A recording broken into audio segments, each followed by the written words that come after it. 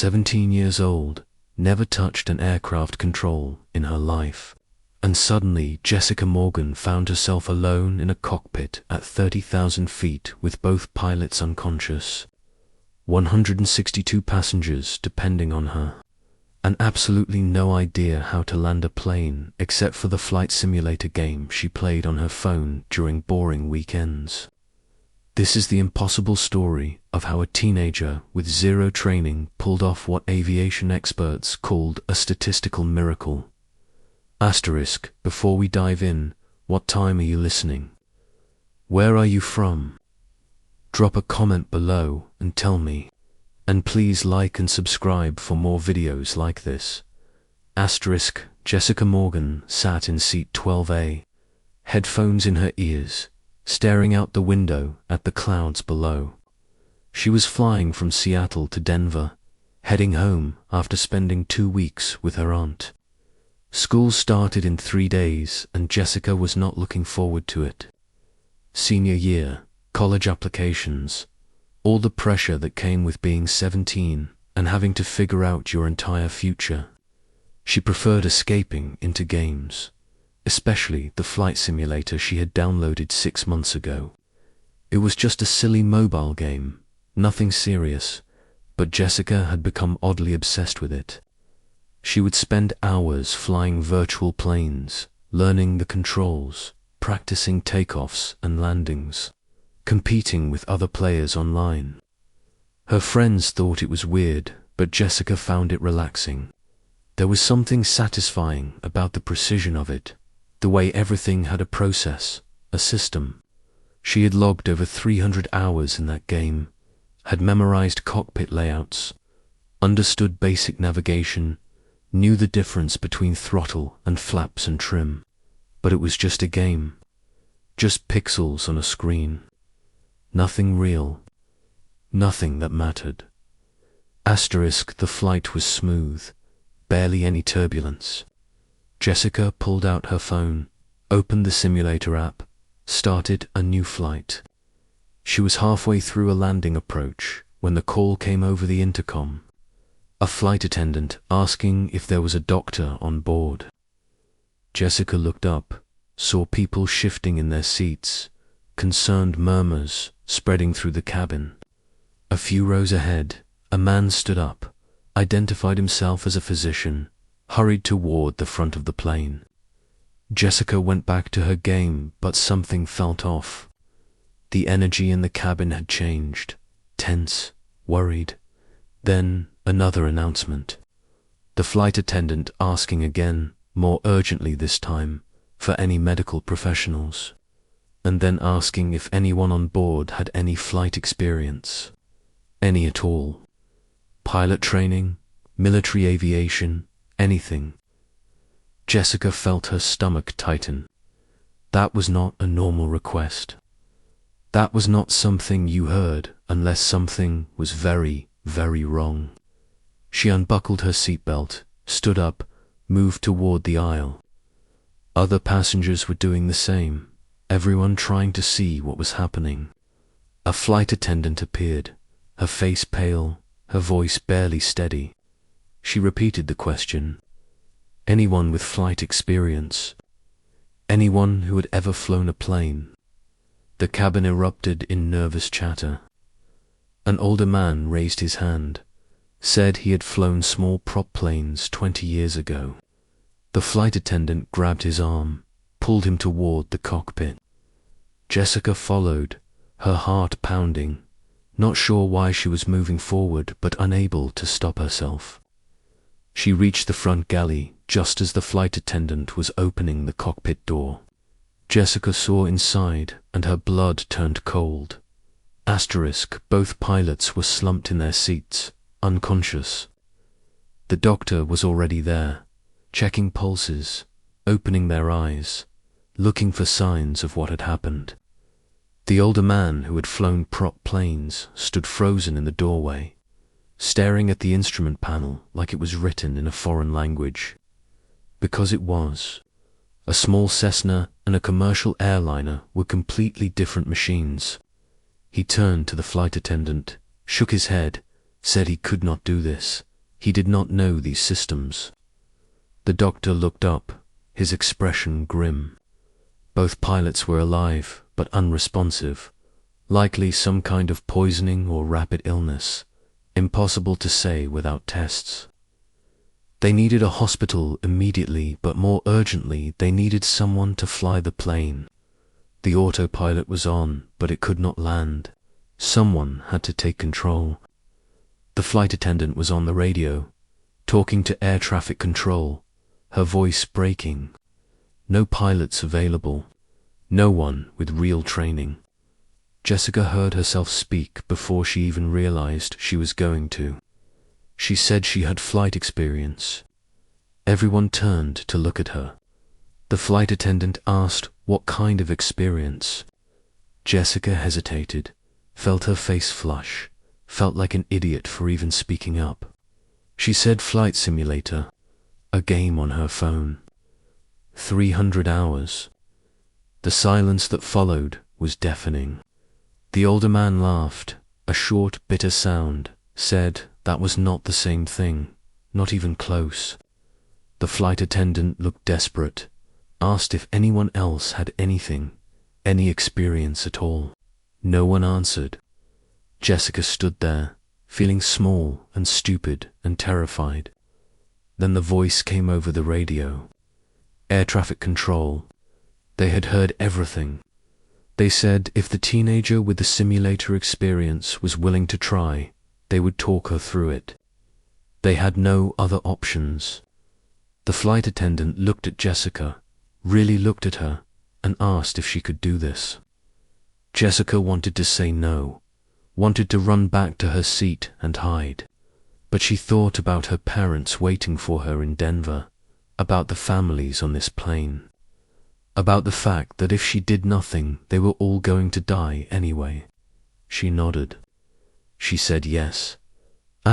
Jessica sat down in the captain's seat, her hands shaking so badly she could barely grip the controls. The instrument panel was overwhelming. Hundreds of switches and screens and gauges, far more complex than anything in her game. But some of it looked familiar.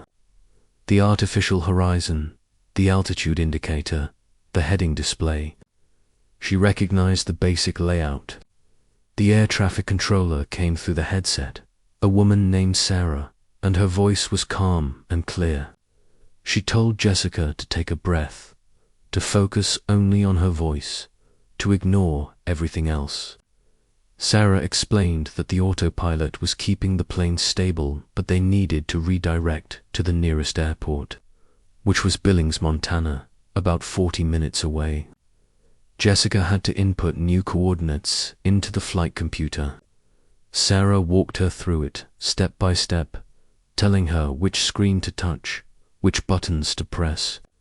Jessica's fingers fumbled over the keypad, missed buttons, had to start over twice, but eventually she got it entered. The plane began to turn, a gentle banking motion that made her stomach lurch. She grabbed the yoke instinctively, felt the resistance, the weight of the aircraft in her hands. Sarah told her to let go, to let the autopilot handle the turn, to save her energy for the landing. The landing. Jessica felt panic rising in her chest. Landing was the hardest part, even in the simulator. She had crashed dozens of times before she got it right. And that was in a game where failure meant hitting restart. Here failure meant killing everyone on board. Sarah must have sensed her fear because her voice came through firm and reassuring. She said Jessica was going to do this.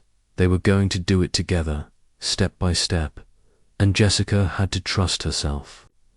Behind her, the flight attendant was keeping passengers calm, telling them everything was under control, that they had a plan. Jessica could hear crying, could hear whispered prayers, could feel the weight of all those lives pressing down on her shoulders. The plane descended toward Billings, the mountains of Montana rising up below, jagged and unforgiving. Sarah talked Jessica through every stage. reducing speed, lowering the landing gear, extending the flaps. Each action required multiple switches, precise timing, exact procedures. Jessica tried to remember everything from her simulator, tried to match what she saw on screen with what Sarah was describing. Sometimes it lined up perfectly, sometimes it did not. And in those moments, Jessica had to trust Sarah completely, had to push aside her own instincts. The runway appeared ahead, a thin line of concrete surrounded by empty fields. It looked impossibly narrow, impossibly short. Sarah told her to disengage the autopilot, to take manual control. Jessica's hands closed around the yoke, and immediately she felt the plane respond. Every tiny movement translated into motion. It was terrifying and exhilarating at the same time. Sarah guided her through the approach, telling her to watch her speed, her altitude, her angle. Too steep and they would crash. Too shallow and they would overshoot the runway. Jessica made tiny adjustments, her eyes flicking between the instruments and the windscreen, trying to process everything at once. The ground was coming up fast, much faster than in the simulator, and every instinct screamed at her to pull up, to climb, to get away. But Sarah's voice was steady in her ear, counting down altitude: 1,000 feet, 700 feet, 500 feet. The runway filled the windscreen, emergency vehicles lining both sides, lights flashing. 300 feet. Jessica's hands were locked on the yoke, her entire body rigid with tension. 200 feet. Sarah told her to reduce throttle, to let the plane settle, to prepare for touchdown. 100 feet. 50 feet. Jessica pulled back slightly on the yoke, felt the nose lift, felt the plane float for just a moment. And then the wheels hit the runway. Hard, brutally hard.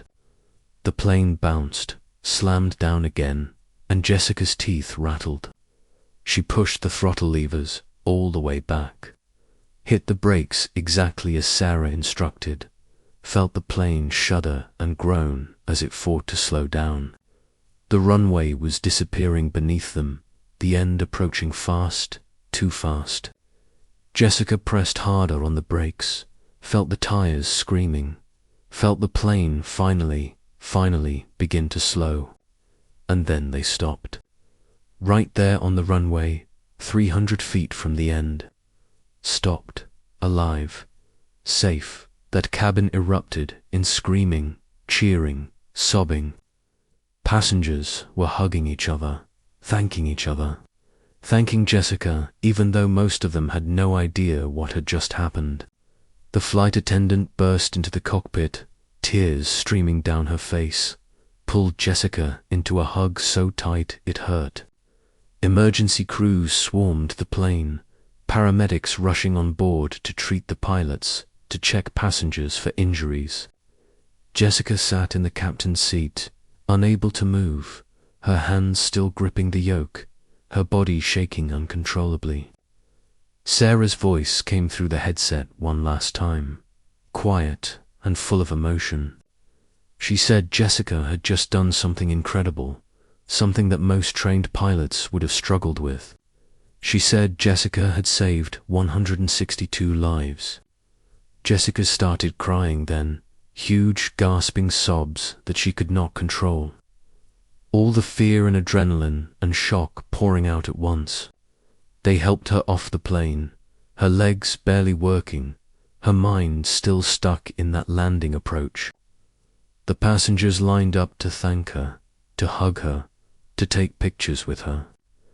Parents held their children up to meet the girl who had saved them. An elderly woman kissed her forehead and called her an angel. Jessica felt like a fraud, like someone who had gotten impossibly lucky. But the gratitude in their eyes was real and overwhelming. The investigation revealed that both pilots had suffered acute food poisoning from contaminated meals. They had eaten before the flight. a rare but catastrophic failure in catering safety protocols. They both recovered fully after treatment. Jessica's story went viral within hours. News crews camped outside her house. Interview requests flooded in from around the world. Aviation experts analyzed her landing and declared it technically sound despite her complete lack of formal training. She was invited to visit flight training centers, was offered scholarships to aviation schools, was praised by professional pilots who admitted they were not sure they could have done better under the same circumstances. But Jessica struggled with the attention. She did not feel like a hero. She felt like someone who had been in the right place at the right time with the right strange hobby. She went back to school 3 weeks late, walked into her senior year to standing ovations and endless questions. Her flight simulator game became famous too, the developers reaching out to thank her for proving that their simulation was accurate enough to translate to real-world skills. Jessica still plays it sometimes, but now it feels different, heavier, because she knows it is not just a game anymore. It is training. It is preparation for the impossible. Jessica Morgan proved that knowledge can come from unexpected places, that passion and practice matter even when they seem pointless, that sometimes the most unlikely person is exactly who you need. She proved that courage is not about being unafraid, it is about acting despite the fear. And she proved that we should never underestimate young people, never assume they are incapable, because sometimes a 17-year-old with a phone game is the only thing standing between disaster and survival. Jessica never wanted to be famous, never wanted to be special, but she became something more important. She became proof that ordinary people with extraordinary dedication can rise to meet impossible challenges. Every time she looks at her phone now, every time she opens that simulator, she remembers that 30,000 feet of empty sky, that runway rushing up to meet her, those 162 faces depending on her. And she knows that she is capable of anything, that all of us are. We just need the courage to try. So if you like this video, please like and subscribe for more videos like this.